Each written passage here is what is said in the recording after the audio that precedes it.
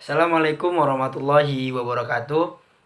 Saya Muhammad Farah Susni dengan NIM 1118049000011 ingin mereview mata kuliah Logika Penalaran Hukum dengan dosen Pak Ali Mansur MA, jurusan Hukum Ekonomi Syariah.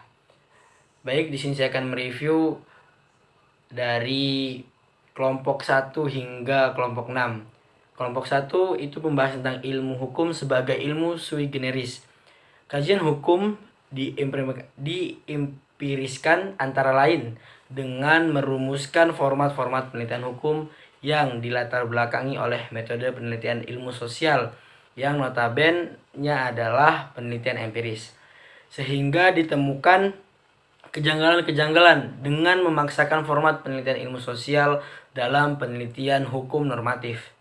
Penelitian hukum normatif seringkali juga diklasifikasikan sebagai penelitian kualitatif karena penelitian hukum normatif tidak menggunakan analisis kuantitatif. Statistik dengan serta penelitian hukum normatif dianggap sebagai penelitian kualitatif. Dari sudut pandang teori hukum, ilmu hukum dibagi atas 3 lapisan utama. Yang pertama, dogmatik hukum, yang kedua teori hukum, dan yang ketiga adalah filsafat hukum. Dalam kepustakaan, Indonesia tidak tajam dalam penggunaan istilah.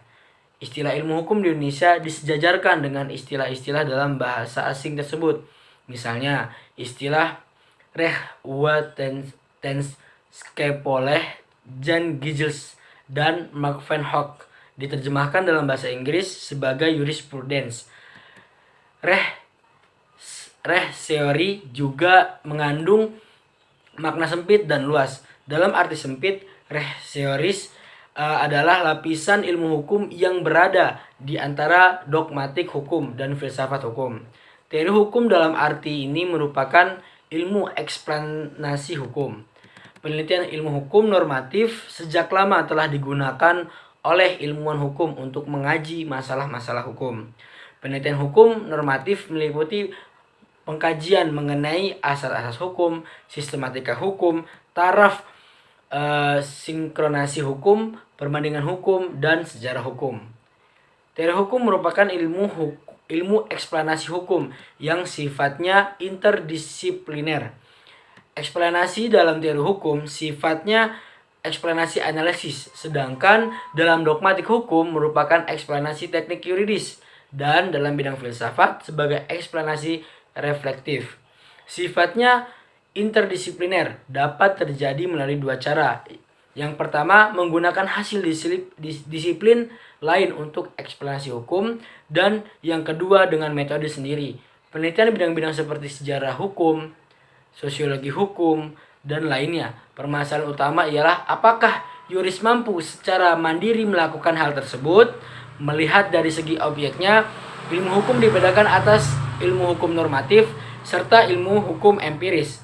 Tiap lapisan ilmu hukum memiliki karakteristik khusus mengenai konsep eksplanasi dan sifat atau hakikat keilmuannya. Namun demikian, ilmu hukum diterima sebagai ilmu dengan tetap menghormati karakter keilmuan ilmu hukum. Hendaknya mengempiriskan segi-segi normatif ilmu hukum dan sebaliknya jangan menormatifkan segi-segi empiris dalam penelitian hukum. Dalam kajian normatif sebaliknya berpegang pada tradisi keilmuan hukum itu sendiri. Sedangkan dalam kajian ilmu hukum, empiris sebaiknya digunakan metode-metode penelitian empiris yang sesuai. Selanjutnya kelompok 2 yaitu membahas tentang kaidah hukum dan bahasa hukum. Kaidah hukum adalah peraturan yang dibuat atau yang dipositifkan secara resmi oleh penguasa masyarakat atau penguasa negara. Mengingat setiap orang dan berlakunya dapat dipaksakan oleh aparat masyarakat atau aparat negara sehingga berlakunya kaidah hukum dapat dipertahankan. Menurut sifatnya, kaidah hukum dibagi menjadi 2, yakni hukum yang imperatif dan hukum yang fakultatif. Bahasa hukum adalah bahasa aturan dan peraturan yang bertujuan untuk mewujudkan ketertiban dan keadilan, untuk mempertahankan kepentingan umum dan kepentingan pribadi di dalam masyarakat. Namun, dikarenakan bahasa hukum adalah bagian dari bahasa Indonesia yang modern, maka dalam menggunakan ia harus tetap terang, monosemantik, dan memenuhi syarat estetika bahasa Indonesia. Sebagai bagian dari bahasa Indonesia, bahasa hukum selayaknya juga mengikuti kaidah bahasa Indonesia secara umum. Kaidah hukum memiliki hubungan yang sangat erat, dan bahasa hukum, hubungan tersebut terletak pada bahasa hukum yang terdapat dalam aturan hukum, seperti undang-undang, peraturan pemerintah, peraturan daerah, bahkan kebijakan-kebijakan pemerintah. Bahasa hukum tentunya memiliki kekhasan yang sangat melekat pada bunyi dari suatu kaidah hukum dalam peraturan perundang-undangan. Selanjutnya kelompok 3 ya, ini membahas tentang logika hukum. Logika secara etimologi berasal dari kata Yunani, yaitu logik. Kata sifat dari kata bendanya adalah logos, yang berarti hasil pertimbangan akal pikiran yang diutarakan lewat kata dan dinyatakan dalam bahasa. Ya, atau yang lebih sederhananya, ini perkataan sebagai manifestasi pikiran manusia. Sedangkan secara terminologi, logika adalah suatu pertimbangan akal atau pikiran yang diutarakan lewat kata dan dinyatakan dalam bahasa. Logika hukum adalah penerapan tentang hukum, yaitu pencarian atau reason tentang hukum atau pencarian dasar tentang bagaimana seorang hakim memutuskan perkara atau kasus hukum. Seorang pengacara mengargumentasikan hukum dan bagaimana seorang ahli hukum menalar hukum. Prinsip-prinsip dasar logika ada 4, yang terdiri atas 3 prinsip dari Aristoteles dan 1 prinsip dari George Leibniz, seorang filsuf dari Jerman, yaitu Principium Identitas atau prinsip identitas, Principium Contradictions, prinsip kontradiksi, Principium Exclusivity atau prinsip exclusivity, dan prinsip rationis sufficientis, prinsip cukup alasan.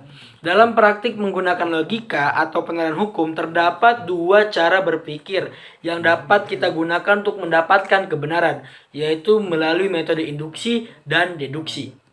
Selanjutnya kelompok 4, yaitu membahas tentang penalaran hukum. Penalaran adalah sebuah proses mental di mana kita melalui bergerak dari apa yang telah kita ketahui menuju pengetahuan yang baru, atau kita bergerak dari pengetahuan yang kita miliki menuju pengetahuan yang baru yang berhubungan dengan pengetahuan yang telah kita miliki tersebut. Legal reasoning yang telah tersusun melalui kasus yang sudah diputuskan oleh hakim terdahulu diikuti oleh hakim yang mengadili kasus yang terjadi sesudahnya dengan kegiatan mencari dan membangun legal reasoning secara kasus per kasus. Jadi meskipun telah terjadi suatu kasus yang sejenis berkali-kali, namun dalam menyusun argumentasi di dalam opininya, hakim harus mendasarkan legal reasoning secara khusus untuk setiap kasus tertentu. Untuk dapat berpikir lebih lanjut secara tepat diperlukan pengertian-pengertian yang tepat pula. Akal budi yang memanfaatkan panca indera untuk menangkap gambaran tentang sesuatu lah yang menimbulkan pengertian. Jadi pengertian adalah tanggapan atau gambaran yang dibentuk oleh akal budi tentang kenyataan yang dimengertinya. Melalui tangkapan panca indera, pengertian disebut pula sebagai konsep analisis legal reasoning. Ini terlalu banyak menekankan kepada perbandingan antara satu kasus dengan kasus yang lainnya, dan sedikit sekali penekanan kepada penciptaan konsep-konsep hukum. Memang benar bahwa persamaan antara satu kasus dengan kasus lain adalah terlihat dari susunan kata-kata, dan ketidakmampuan untuk mengungkapkan kesamaan atau perbedaan akan menghambat perubahan hukum. Penciptaan konsep yang terjadi sebagaimana diutarakan di atas, yaitu dengan membandingkan satu kasus dengan kasus-kasus yang lain. Kemudian tahap yang kedua adalah periode di mana konsep tersebut sedikit banyaknya menjadi suatu yang tetap. Meskipun reasoning melalui contoh tersebut berlangsung untuk mengklasifikasikan hal-hal yang ada di luar dan di dalam konsep tersebut. Tahap ketiga adalah tahap di mana menjadi keruntuhan konsep tersebut apabila reasoning melalui contoh kasus telah bergerak ke depan dan membuktikan bahwa ketetapan yang dibuat melalui kata-kata tidak lagi diperlukan dan mulai menciptakan konsep hukum yang baru dan kemudian mengalami reasoning kembali, demikian seterusnya yang terjadi suatu lingkaran yang terputus. Baik, selanjutnya kelompok 5 membahas tentang mazhab-mazhab penalaran hukum. Aliran hukum alam dimulai oleh para filsuf Yunani kuno. Para filsuf Yunani kuno berpendapat bahwa manusia merupakan bagian dari alam, di mana manusia mempunyai tujuan yang selaras dengan tujuan alam. Alam juga memberikan panduan bagi kehidupan manusia berupa tatanan moral. Mazhab hukum positif menurut Hans Kelsen yang diikuti oleh Lili Rashidi merupakan suatu teori tentang hukum yang senyatakan dan tidak mempersoalkan.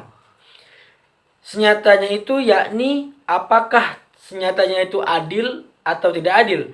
Positivisme hukum ada dua bentuk, positivisme hukum yuridis dan positivisme sosiologis. Dan dapat disimpulkan bahwa utilitarianisme adalah aliran hukum yang menempatkan kemanfaatan sebagai tujuan utama hukum. Sosial jurisprudensi lahir di Amerika Serikat. Olehnya itu berkonotasi Anglo-Saxon. Sociological jurisprudensi merupakan suatu mazhab dalam filsafat hukum yang mempelajari hubungan timbal balik antara hukum dan masyarakat. Sedangkan sosiologi hukum adalah cabang dari sosiologi yang mempelajari pengaruh masyarakat kepada hukum. Singkatnya, sosiologi jurisprudensi mempunyai cara pendekatan yang bermula dari hukum ke masyarakat. Sedangkan sosiologi hukum sebaliknya, yaitu pendekatan dari masyarakat ke hukum. Salah satu aliran filsafat hukum yang menyelidiki hukum dari segi kegunaannya berhubung hukum dipandang sebagai alat pembaharu masyarakat, pragmatik legal realism disebut pula dengan realisme hukum. Dalam pandangan penganut realisme, hukum adalah hasil kekuatan sosial dan alat kontrol sosial. Pembentukan hukum dapat meliputi kepribadian manusia, lingkungan sosial, keadaan ekonomi, kepentingan bisnis, gagasan-gagasan yang berlaku, emosi-emosi yang umum, dan hasil hukum dalam kehidupan. Dan kelompok 6 adalah membahas tentang analisis terhadap konsep-konsep hukum. Hak-hak suatu hal yang dimiliki oleh manusia untuk menjaga kesejahteraannya dan menerima atau melakukan sesuatu hal yang semestinya untuk dirinya sendiri. Unsur hak menurut James Winnickel yaitu 1. Pemilik hak, 2. Ruang lingkup hak, dan 3. Pihak yang bersedia dalam penerapan hukum. Dalam hubungan hukum, hak dan kewajiban pihak yang suatu berhadapan dengan hak dan kewajiban pihak yang lain. Hukum sebagai himpunan peraturan-peraturan yang mengatur hubungan sosial, memberikan suatu hak kepada subjek hukum untuk berbuat sesuatu atau menuntut sesuatu yang diwajibkan oleh hak itu, dan terlaksananya kewenangan atau hak dan kewajiban tersebut dijamin oleh hukum. Akibat hukum menurut Suroso merupakan suatu akibat dan tindakan dilakukan untuk memperoleh suatu akibat yang diharapkan oleh pelaku hukum. Mungkin itu aja yang bisa saya sampaikan. Kurang lebihnya mohon maaf. Wassalamualaikum warahmatullahi wabarakatuh.